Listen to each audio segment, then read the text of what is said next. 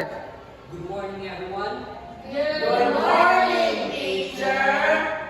Okay, before we start in our class, could you all please stand for our prayer?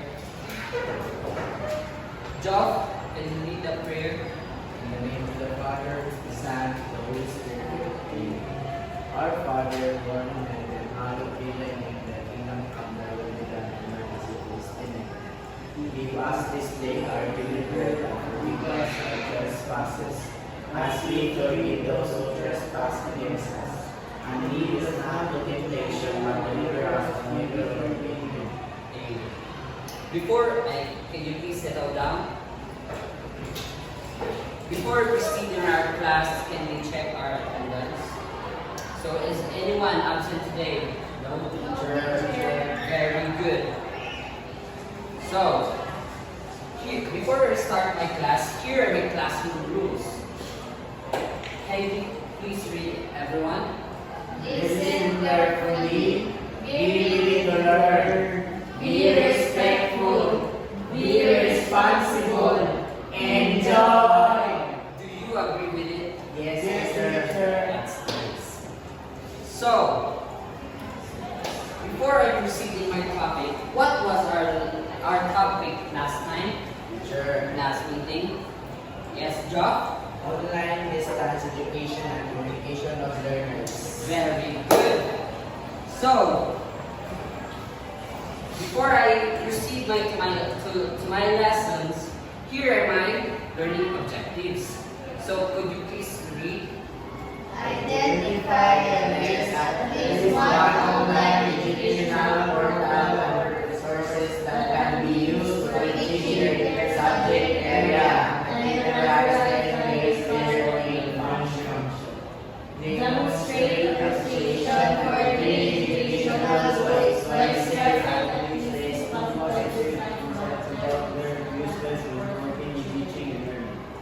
Evaluate the effectiveness of choosing online educational tool or portal by Providing at least 2 reasons why it would improve student learning and engagement.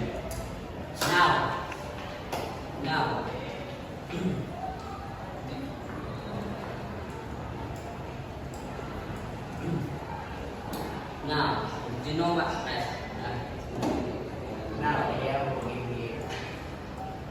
Now that you all know our learning objectives, do you want to play a game? Yes, teacher. Okay. The game that we will play is a riddle game. Do you know that game? Yes, teacher.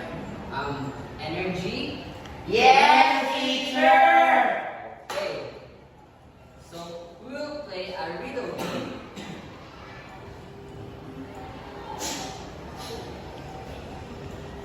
Kindly read the question first and then answer.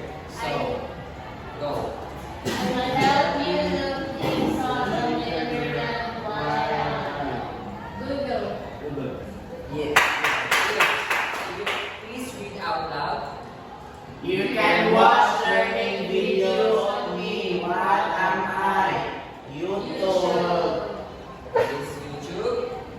Yes. Teacher. Correct. For the third question, can you please read? I let you talk to your classmates on the computer, cell phone, Messenger. messenger. Messenger? Yes, very good. For the fourth question is, Your teacher starts me. Anything and the timer is Kahon. Kahon, teacher. very good. For the fifth questions, I help you to make poster cards and pictures with visuals and click and drag. What am I? Canva. it is done. Yes, very good. So, how do you feel doing that activity? Are you happy? Enjoy. Okay. Very good. So, before we proceed in our class, these are the topic, online resources, educational sites and portals, and teacher Matt will explain it to you. Do you agree? Yes, teacher. Okay. So, good day class. I'm Teacher Matt. So, did you enjoy teacher Teacher's Journey's Motivation? Yes, teacher. So, our topic for today is online resources, educational sites, and portals. So, as you may know, technology right now is very convenient because it can help us learn things more easily. Like online resources, educational sites, and portals are tools that we can use for learning and teaching. So, firstly is online resources. Can you please read?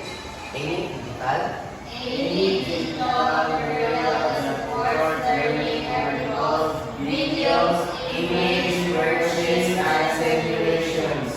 So, any digital material, but you can see here books. But books is also a material that supports learning. And e-books, class. Have you used e-books like Wattpad, No teacher. Wattpad, or even Wikipedia? That's e-books. And books, videos, PDF, and articles. PDF, I know that you use PDF. Articles like using Wikipedia.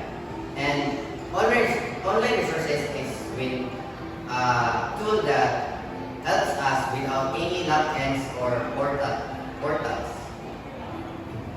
Second is educational sites. A website, can you please read? A website made specifically for teaching and learning. So, educational sites. Keyword, websites. So, websites that are specifically for teaching and learning. For example, TED. So, class, do you watch TED Talks? No teacher. So, if you don't watch TED Talks, TED Talks are educational videos that you can learn online that has all the lessons that you need, and DepEd Commons that have all the modules and other things such as in learning material, and National Geographic Kids that you can learn animal science and etc. So the keyword here is website. Do you understand, class? Yes, So the third is educational portals. A platform or a gateway that connects students and teachers, tools, lessons, quizzes, and communication features. Now, educational portals are very well used in today's era. And like for example, Google Classroom, we all use Google Classroom. It's Canva, just like Kahoot in Teacher's Journey's Motivation. We can use this for quizzes or making lessons or making PPTs. It is a very convenient tool, but it requires logins or accounts. Keyword here is platform or gateway. So it is used by students, teachers, and institutions. Students can use it for learning, and teachers use it for teaching and learning other things also. And institutions use it for tracking students' learnings. So, class, why is it important? Anybody? Why do we need the three components? We have categorization, right? Like, job, why do you think the educational is important? Educational technologies. because we can magamit na ito sa atong pag-eskwela tama sa atong Yes, especially when your students, teachers, you still need to learn. That's right. So it is important, especially categorizing the tools so that you can use it specifically, like for quizzes, for learning, or for teaching. So there are tools that we can categorize of what we need to use as a tool. And can you please answer that? What are the difference between the three? The online resources, educational sites, and educational portals. So, Kim, what are the difference between the three? Please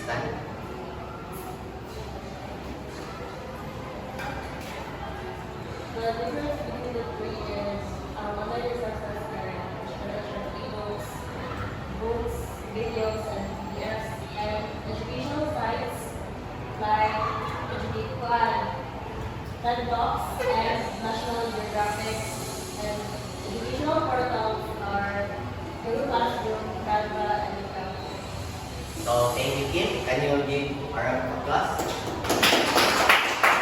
So Kim is right. Online resources are resources that you can easily find, like PDFs or articles that can use we don't need accounts for. And educational sites and portals are gateway based or needed by account. So educational sites like TED or EdComs, and educational portals like Canva, Google Classroom, etc. So we're gonna tackle about the type of tools that we know that we have categorized in the previous So collaborative tools. Can you please read? Tools that allow students and teachers to communicate, share ideas, and work together. in the word collaborative, what idea does it give? John? Collaborative. Wala. So group. So collaborative is helping each other for you. So Job is right.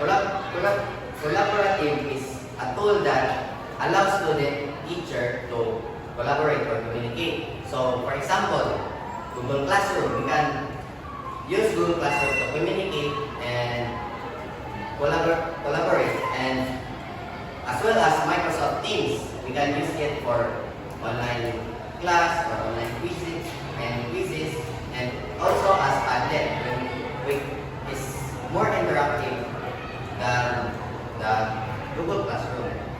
So collaborative tools help us to collaborate with teachers to students or student to teachers. So that is a collaborative tool. Video or multimedia resources. So digital content such as video, animations, or interactive lesson used to explain concepts. So in the word video or multimedia resources, this is the tools that we can use for visual learning, like YouTube, TED, or learning media. In these tools, we can watch videos and learn a lot because it is a visual type of learning. So the third tool is quiz or assessment tools. Can you please read? Platforms that allow teachers to create quizzes, polls, or games to try student understanding. So just like Teacher Jeremy's motivation, Kahoot can be a quiz or assessment tool because in the riddle it is also an assessment tool, right? So there are a lot of quiz tools. So two of them is Kahoot and Quizlet. So as well as Kahoot, there is Quizlet where we can use Quizlet to have quiz or online quizzes. So authoring tools. Can you please read? Application. Applications used to create digital content, learn citations, comics, and graphics. So application that can be used for authoring. So the word authoring is to also creating, right? So creating like Canva or Google Slides. We can use this for PPTs or to make teaching work easier and convenient. Last is citation and research tools. Can you please read tools? Tools that help organize research and cite resources for key and academic work. So have you encountered Zotero? No. So I hope that you'll use Zotero, especially in research. So Zotero is an can help in our citation where where we find reference, and it will be more easy because of Zotero. And Google Scholar also, where we can organize and research all about our topic. So that is the citation and research tools. So now, class, do you all understand? Yes, teacher. So get your notebook and list 3 online portals or educational sites categorizing each under one of the following: collaboration tools, video or multimedia resources, and or quiz or assessment tools. So only 3: the collaboration, video or multimedia resources, or quiz and assessment tools. So please get your books. You can list the tools that you use.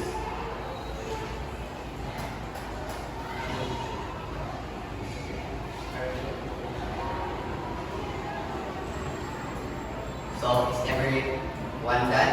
Yes, teacher. Very good. So we'll proceed to our lessons. So examples of tools. So the examples of tools are the Canva, Magic Tool, MyFit, and ChatGPT. As we may know that technology right now is very convenient, right? Is it? Is it, class? So technology right now is very convenient, and I have some tools or examples that can help you as student and as a future teacher. Number 1 is Canva, especially that we have an SIC account that can help us to have a premium. That's right. So Canva can help us make PPTs or even making assignments or infographics. And Canva right now has an AI. You can prompt it if what you want to, what's your lesson or topic, and the Canva AI will create it for you, and you have already a PPT. So that's Canva. And Magic School. For now, Magic School is very convenient, or Magic School AI. It is very convenient because it can help us find lessons that we need as teachers, especially student teachers that now we are making demo lessons, right? So it's very convenient for us student teachers. And MyBit is a research tool that can help us finding references, just like the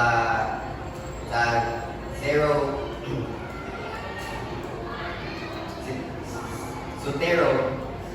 It can also help us find references. And for today class, what AI do you use? ChatGPT. What other AI do you use? Canva. Your Meta AI, or what do you? So AI is very convenient, right? So AI made learning more easier and more convenient. So I hope that using AI you will not depend on AI. And I hope that in especially using ChatGPT, will be more responsible as students or future teachers. So, in the right mindset for teachers in using digital tools. So, Teacher Shane or Teacher Shaf will give you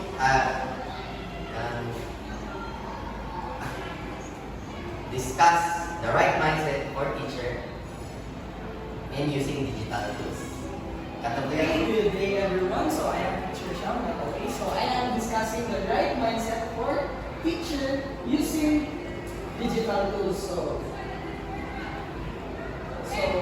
the right mindset for teachers to effectively integrate digital tools in lessons. So teacher must develop. So the first one is openness to learn. So teacher must equip this as a teacher. So you have willing to learn new things or new ideas from others. So the second one is the positive attitude.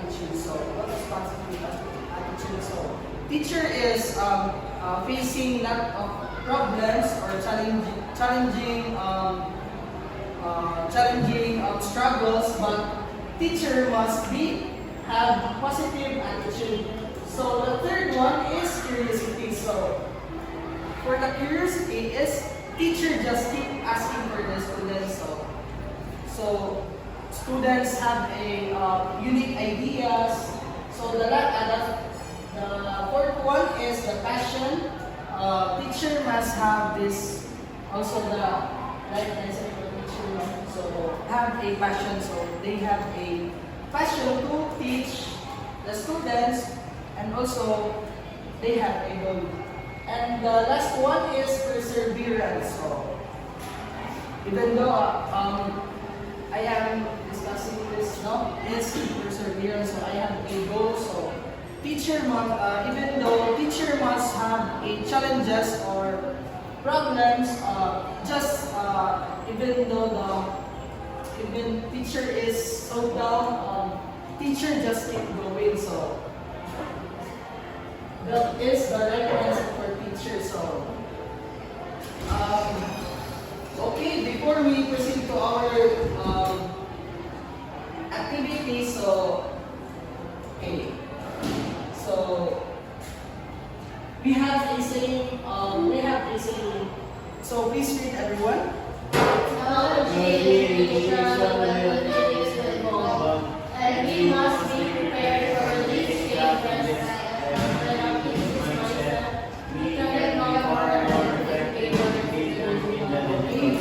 Adopting this mindset now, become more effective educator in digital world. So before we proceed to our activity, so what is the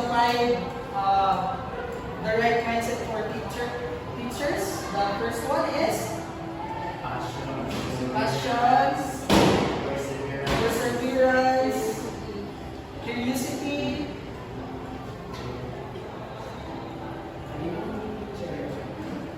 openness to learn, and the last one is the positive attitude. So before we start our activity, so please read the bullet. Students pass all and the staff who are helpful, creative, struggle, they appreciate the shared space, rely about the class. Okay, very good. So our activity is called pass the ball, but we don't have a ball, so we have to pass the pen around. So okay, so this please teacher Matt the music. So okay, let's start. So you pass your okay, so let's start. Yeah. You pass it na. Okay.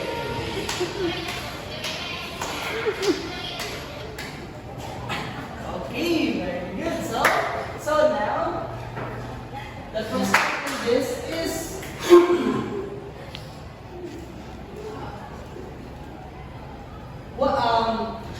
name an educational tool they appreciated and shared two things they liked about with in this class. Canva, Why? because dito sila nag-type of mga activities and other activities na. Okay, very good. That's very good, no? So, any questions or clarification about what is the right mindset for teachers? The first one is Positive attitude, curiosity, passion, perseverance, and anyone. positive to learn. Perspective. Personal intelligence.